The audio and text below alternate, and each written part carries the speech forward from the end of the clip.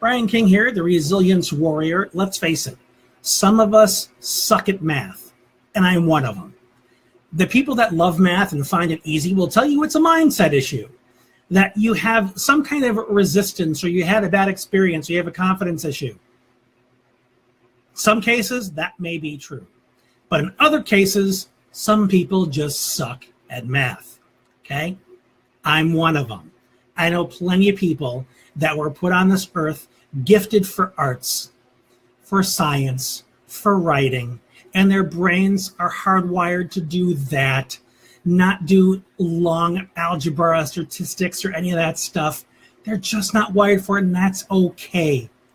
In our schools, try to beat it into our kids that they need to be generalists, that they need to be good at a lot of things. And I'll tell you, the schools are wrong.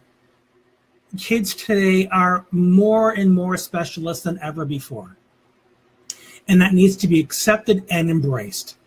Maybe it's a pipe dream, maybe it's not the reality as far as current schools go, but I'll tell you, as far as our kids go, this is a paradigm that we need to fight for, because our kids are having the confidence kicked out of them on a daily basis as they're being pushed to be generalists when their brain is saying, no, I need to be allowed to learn in my way. I need to be allowed to take the load off my brain as far as trying to learn the stuff I suck at and being allowed to do the stuff I rock at. There's a term out there called the zone of genius, meaning the stuff that comes so easily to you, it's almost effortless. Presenting like this, coming up with blog posts, useful little tips, that stuff can come out of me all day long. But if I had to neglect that in order to do algebra, I would feel like a moron. I'd be exhausted, and I would spend very little time in my zone of genius. So, why am I telling you all this? I had a conversation with a mother not too long ago who has an 11-year-old son with ADHD. Awesome at science, lousy at math. And he's really struggling to memorize formulas, all the different steps that are required to solve the harder problems. And it's impacting his confidence. And my response to that is, we shouldn't be asking him to do things his brain doesn't do. Now, some people may consider that he just needs to spend more time on it. He just needs to build the skill. I'm 47 years old. I've spent years trying to learn speed reading, trying to use memory programs to improve my working memory and so on. Guess what? My brain just doesn't do it. That's a fact. It's not a limiting belief. It's not because I'm being negative. I'm just not good at that stuff. However, even though I have a lousy memory, there is information that I still need to be accountable for and information I need to be able to find. But if my brain doesn't do it, what options do I have? The same option that I'm going to recommend for you, if your child struggles with remembering formulas, steps, and so on. Because for kids with ADHD or Asperger's, remembering things in sequence, remembering things that have multiple steps, for me, beyond 3 and the whole thing falls apart.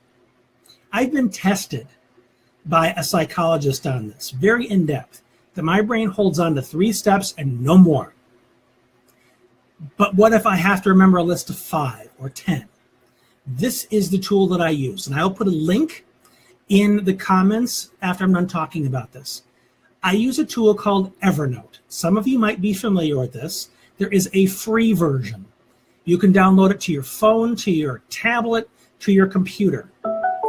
And what it allows you to do is put any kind of note, document, PDF, JPEG, whatever it is, and keep it in this database that's called Evernote.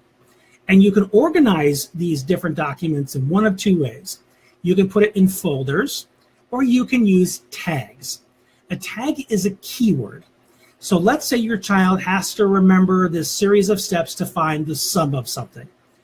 Okay, he creates a note, he writes out all of these steps, or he takes a picture of something from his notes and he puts the picture in a note, or he copies and pastes it, however he needs to do it. Then let's say he tags it sum, because it's going to help him find the sum of something. So over time, he accumulates a couple hundred different notes, but the day arrives where he needs to find the sum of a bunch of different numbers. All he needs to do then is go into Evernote, type the word sum into the search box, hit enter, and guess what it pulls up? It pulls up that note that has all the steps of how to do it. Now all he needs to do is follow the steps, not from memory, but from his note. And he can do that for anything. When I took statistics many, many years ago, thank goodness I had a teacher that realized that not every child, or not every adult for that matter, was going to love statistics and memorize all these formulas and carry them with them for eternity. So she allowed us to get a 3x5 index card and write down the formulas, because her philosophy, and she was right, is that it's more important to know how to use the formula. It is not important to memorize it. And this is something that K through 12 teachers need to catch up with.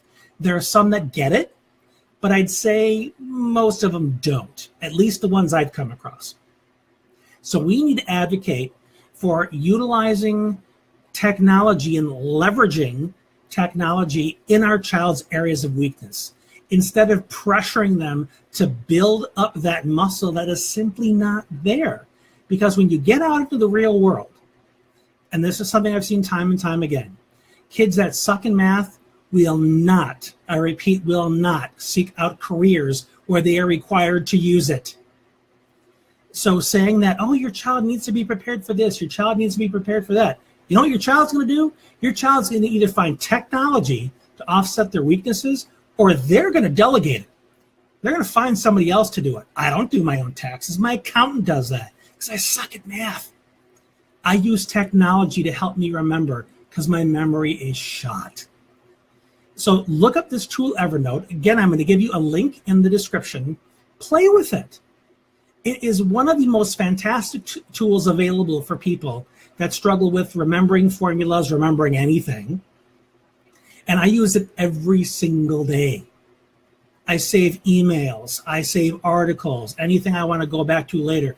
And I prefer using tags by putting in keywords, because it's much easier for me to find things that way than to try and remember what folder I put it in. So I hope that this has been helpful. If there's anybody else that you think can benefit from this, who has lousy memory or is lousy at math, share this with them so they can benefit too. And if you have any questions about Evernote or any other organizational strategies, ask me. I'm here to help. This has been Brian, and we'll talk again soon.